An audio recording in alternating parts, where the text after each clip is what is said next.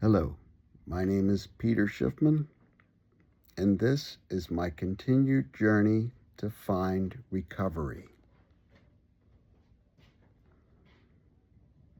My journey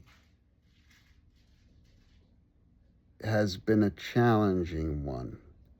My challenges are many, but I document these videos for a specific reason. And that reason is to motivate myself, not to give up. Because I have been unable to do any type of PT in over 9 months, and because I have tried 5 times to get accepted at the NYU Rusk program, and I have not succeeded yet. So 15 plus months after a traumatic brain injury at my nursing job, here I am in survival mode, struggling to drink Ensure and not get below 130 pounds. But really what I'm trying to do is add some responsibility to myself, to continue tolerating the intolerable. And I want to share hope with others who have to deal with this invisible illness thing every day like I do.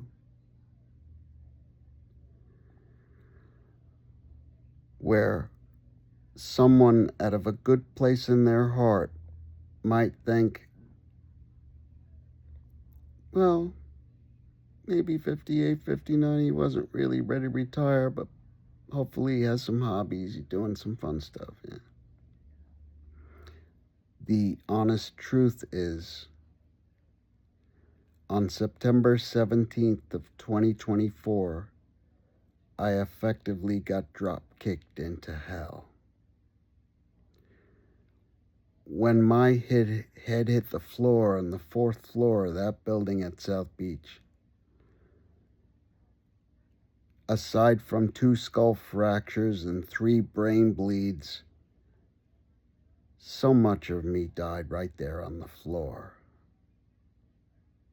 My ego died, sense of self. Any hopes or ideas for a future, gone. But aside from all of the executive functioning damage and the supersonic version of ADD and depression and all the other things that, according to the DSM, are diagnosable as this, that, or the other, none of that really is important. Because what is important are the same things that I have found very important since I was extubated and woke up a week later outside of the SICU, at a time when I had no emotional capability. I had no sense of the true extent of my injuries, of the pain from those, for at least 5 months. So with a blunted affect, stiff, not reactive, I was dealing with the invisible illness or invisible syndrome.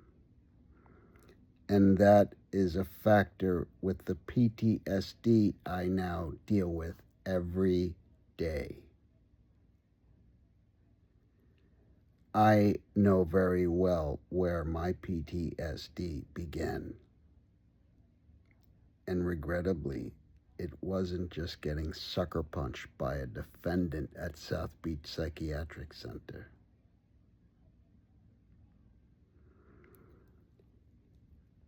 The invisible syndrome of brain injury has cost me dearly and is involved in my PTSD. But I can say this: aside from the many, many challenges and being a high risk psychiatric patient, I am still here and I will be here. I will have an anterior cervical discectomy infusion on the 27th of this month. Over a year overdue, but circumstances have prevented me from getting necessary medical surgical care. Unfortunately, it's not because I live in some rural community. I live in New York City and I was a New York State Office of Mental Health registered nurse. And I've been facing the challenges presented by New York State Insurance Fund's workers' comp. Those many unreasonable challenges may have a part in my life not being saved. But whatever I face now, tomorrow or the next day, even if it doesn't ever come for me, I am comforted by the fact that I am awakened, transformed, maybe in the final stage of being an empath. But what I feel so strongly about is sharing hope and support with anyone else with any type of a brain injury that could possibly make a person familiar with an invisible illness that the average person would never know anything about. But if you're living in it as I am, you know exactly what I'm talking about. You know what it feels like to be judged or assumed as something completely wrong. Because what really is wrong is everything inside the head, the brain.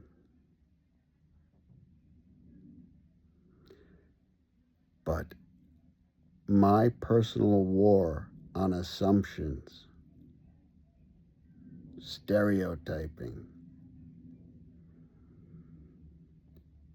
involves the healthcare pharma industry. Because in healthcare, if it can't be diagnosed and reimbursed, it might as well not even exist.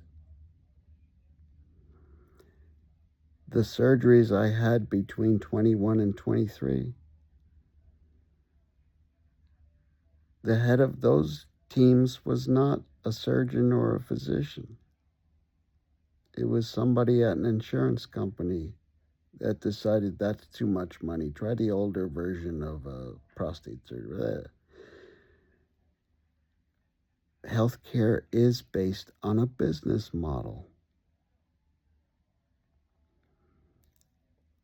And I was part of that business of healthcare for 38 years.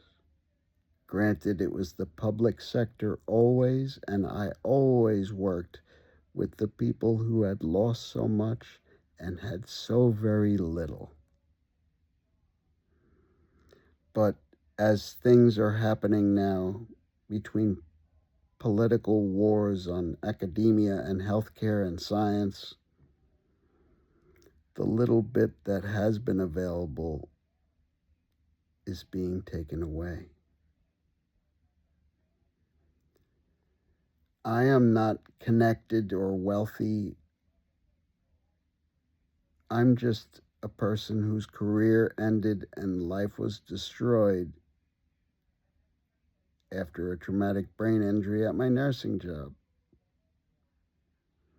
So I am dependent and fragile and vulnerable. I accept I am not employable and my executive functioning is so damaged. But I can speak, so I do.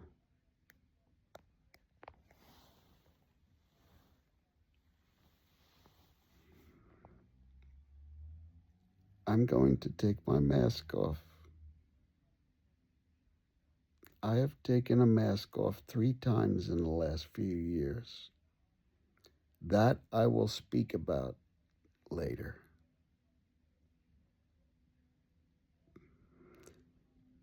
This is who I really am.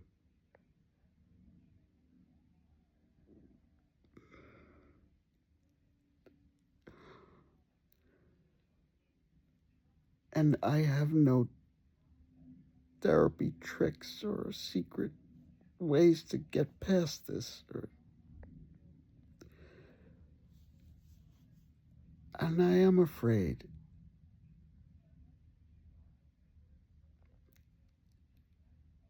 It's so lonely being trapped in my own head. And I can say internal monologuing. For me, almost put me in the ground.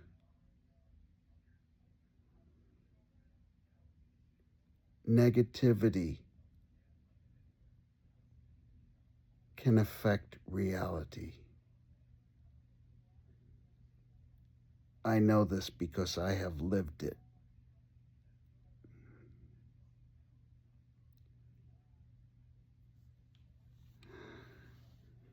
I don't want this for anyone, but I also have the insight to know I'm not alone. I can see in others things I'm dealing with that I never perceived before because I was never here before living with the brain injury. But oh, I was so perceptive before in my quiet neurodivergent way. But I am not on anyone's payroll now, nor am I carrying around bags from childhood fears or things like that. Without memories, without obsessions or fears from old times. I am a clean slate in a way. And I can and will choose what I will actually be like and who and what I will be. I believe I have chosen well because I want people to find recovery and to have a life that is worth living. I want people to find strength in the support of each other, peer support, people who are trained. I look up to people who have accomplished, who have found a way to convert what is impossible into something very possible. I have witnessed this in my life, and now I want this for myself. I want to be among those I so look up to.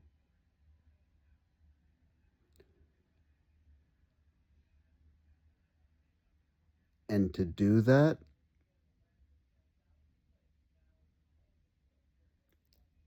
it involves speaking honestly, openly, and authentically. And that is what I choose to do.